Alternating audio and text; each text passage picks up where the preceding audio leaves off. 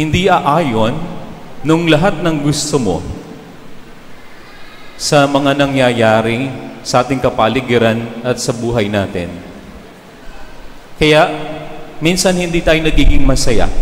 Kasi ang basihan natin ay yung magagandang bagay na nangyayari sa atin. Tanungin mo nga yung katabi mo, masaya ka ba?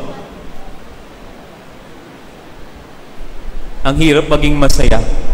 Kasi ang ating basihan ay yung magandang bagay na nangyayari sa ating buhay. Kung yung pong ating basihan, hindi tayo magiging masaya. Anong ating basihan? Sabi ni San Pablo, rejoice always in the Lord. Sapat na tayo minamahal ng Diyos. Sapat na tayo Kanyang iniligtas sa ating mga kasalanan.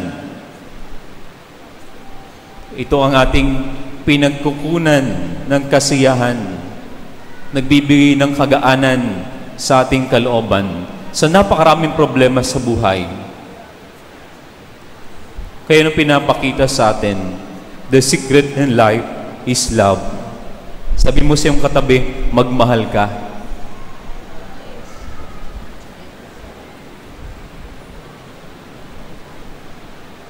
Kaya sabi ni Kristo, mag-ibigan kayo. Ito ang utos ko, mag-ibigan kayo. Gusto ni Kristo na makibahagi tayo sa Kanyang kagalakan. Hindi po ito option, ito'y command, ito'y utos ni Kristo. Bakit? Gusto niyang maging maayos yung ating pamumuhay. Kaya ito po yung ating pagsumikapan. Tingnan niyo po sa buhay mag-asawa. Kapag wala na yung love, sigurado hindi na masaya yung mag-asawa. Kasama niyo ba yung inyong asawa? Masaya ba kayo sa piling ng inyong asawa? O sa piling ng iba? Naghahanap na ng iba kasi hindi yan masaya. Father, hindi na ako masaya. Bakit? Wala na yung love. Pero pinapakita po sa atin ng ating pagdiriwang sa araw na ito. Ilang beses inulit ni Kristo yung salitang pag-ibig. Yung secret and life to love. Kaya ito sana yung ating magandang pagyamanin sa ating pagkatao. Sabi nga natin, hindi lahat ng nangyayari sa ating buhay ating magugustuhan. Kadalasan ng nangyayari hindi natin gusto. Kaya ito nagdudulot sa atin ng kalungkutan at kapighatian. Bakit ba si Kristo? Yung kanyang kahirapan, yung kanyang kamatayan, ito ba'y nagdulot sa kanyang ng kapighatian? Pero ito'y nagdulot sa atin ng kaligtasan. Kaya magandang ating makita na ito yung magbibigay kahulugan ng ating pang-araw-araw na pamumuhay. Sa trabaho, kapag wala yung pagmamahal, sigurado laging ang init ng ulo mo. Sa pamilya, kapag wala na din yung pagmamahal dun sa mag-asawa, lagi yung mag-aaway, laging ang init ng ulo. Wala na yung love na nagbibigay sa kanya ng kahulugan ng kanyang piniling buhay. Ikalawa, pinapakita po sa atin, we must seek to build each other up, not to destroy each other. Nakapakinggan po natin ating mga pagbasa. Yung mga Jewish Christian at yung mga Gentile Christians, di sila magkasundo sa maraming bagay. Hindi nila magawa na pag-usapan. Ang lahat ay kanilang pinagtatalunan. Pinapakita po sa atin, sa ating pakikipag-ugnay sa ating kapwa, kung paano natin tutulungan yung bawat isa. Alam niyo ba, yung root of conflict, ito'y lack of love and sensitivity to each other. Wala tayong pakialam. Nabubuo yung culture of indifference. Basta ikaw ay ayos, masaya, wala ka ng pakialam sa mararamdaman ng iba. Hindi naman pwede na ikaw lamang yung maayos yung kalalagayan, ikaw lang yung nakakadama ng kasiyahan.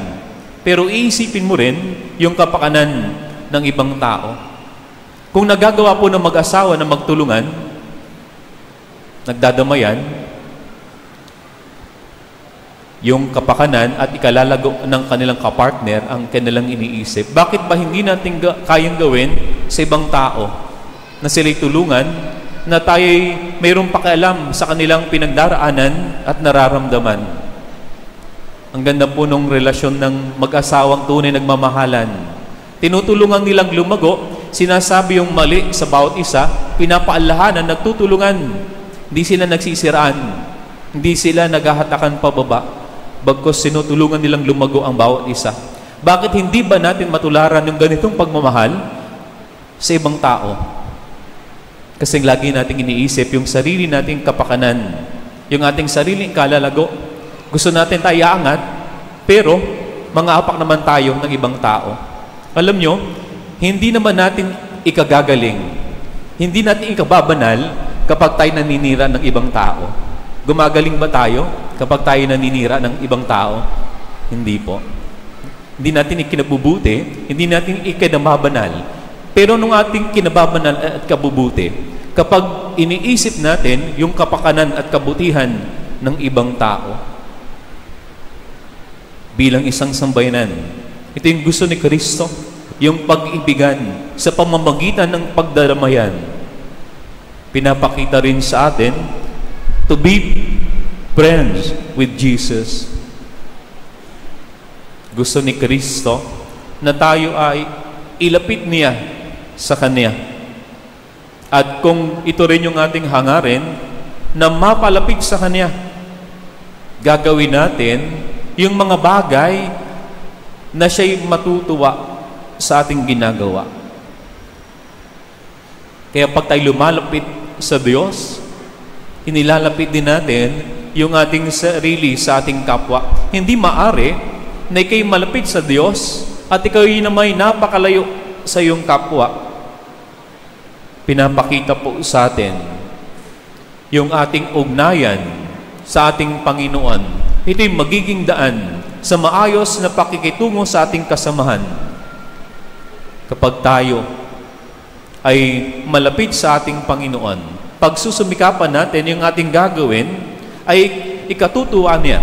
Ikatutuwa ba ng ating Panginoon na tayo nang lalamang, ng daraya, ng loloko ng ating kapwa? Gagawin natin yung pinakita ni Kristo. Ito laging pinapaalala ni Kristo sa kanyang mga alagad. Mag-ibigan kayo para malaman ng ibang tao na kayo mga alagad ko. Yung ating pagmamahal, ang basihan ay hindi sarili nating pamantayan at kagustuhan.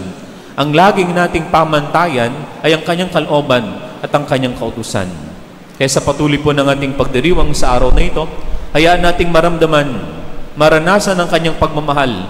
At ito rin ang aperanas at ibadamanapin sa ating mga kaibigan, sa ating mga kasamahan, lalo na sa mga nabibigatan at nahihirapan sa kanilang buhay. Amen.